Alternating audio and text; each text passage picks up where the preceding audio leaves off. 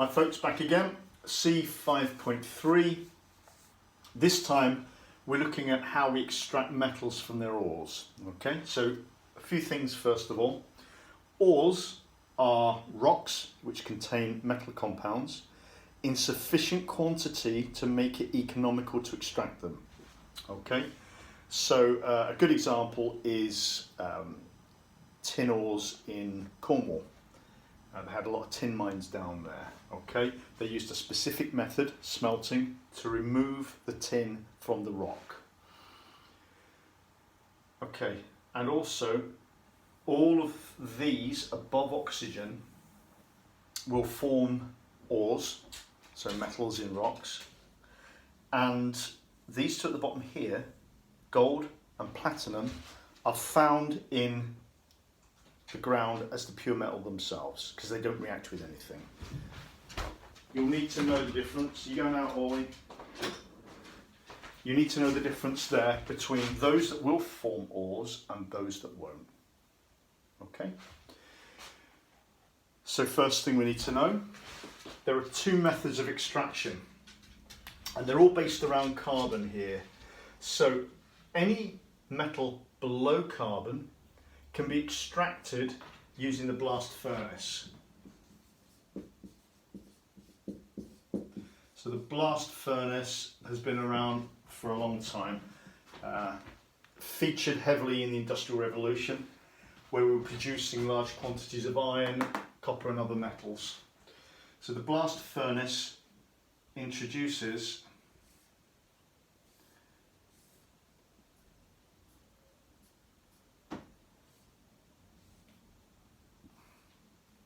excuse the drawing.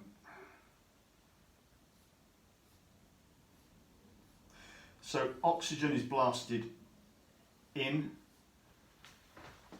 and in the top here we have the metal ore.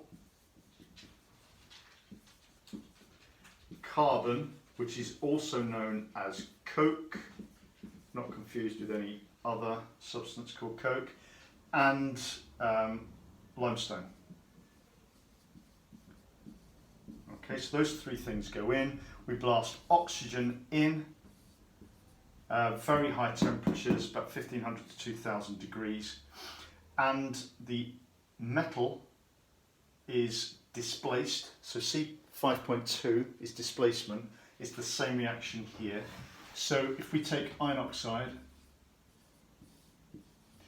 and we react it with carbon, it produces iron and carbon dioxide. So the carbon is more reactive than the iron. So the carbon pushes the iron out of its compound and takes its place. Okay. The iron forms at the bottom here, liquid iron, and then can be taken out, opening a tap, and then forms solid iron in moulds. There is a layer above, which may be the only thing you remember from my lesson. That's the slag. That's where the term comes from. It's the waste products, it's the impurities. Okay? So both of those can be removed by opening a tap. So remember the components. This only works with metals that are lower than carbon in reactivity. Okay? The ones above use a different method, and I'll go through that in a second. Gold and platinum, we don't need to remove those because they exist in the Earth's crust as the pure metal themselves.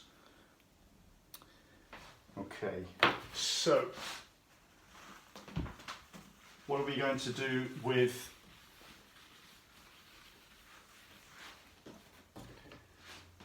the metals that are above carbon in reactivity here? Aluminium, magnesium, calcium, lithium, sodium, potassium.